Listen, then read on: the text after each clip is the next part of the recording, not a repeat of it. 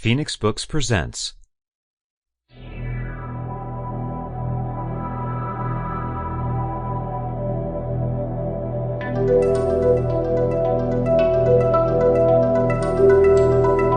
Backflash by Richard Stark. Part 1, Chapter 1. When the car stopped rolling, Parker kicked out the rest of the windshield and crawled through onto the wrinkled hood.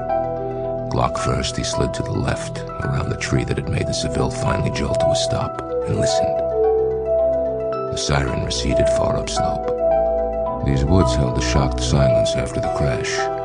Every animal here in 100 yards was as alert as Parker's. Nobody came down the hill following the scar through the trees. There was just the one car in pursuit up there.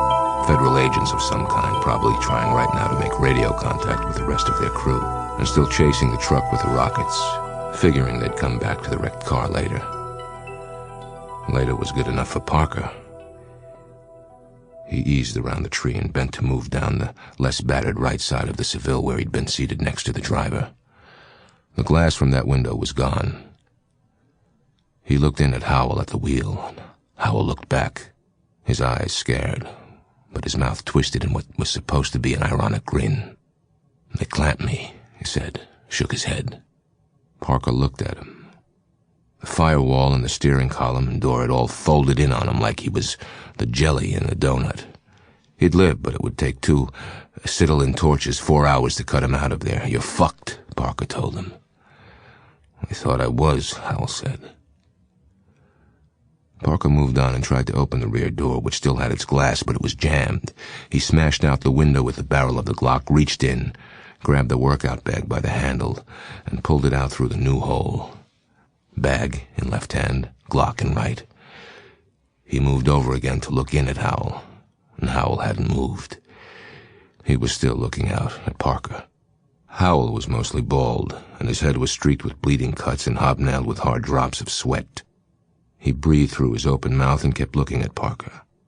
His legs and torso and left arm were clamped, but his right arm was free. His pistol was on the seat by his right hip. He could reach it, but he left it there and looked at Parker and breathed through his open mouth. And more blood and more sweat oozed out onto his bald head. Parker hefted the bag and the Glock. Howell shook his head. "Come on, Parker," he said. "You know me better than that." Parker considered him. He didn't like to leave a loose end behind. Sometimes they followed you. They showed up later when you were trying to think about something else. Sample complete. Ready to continue?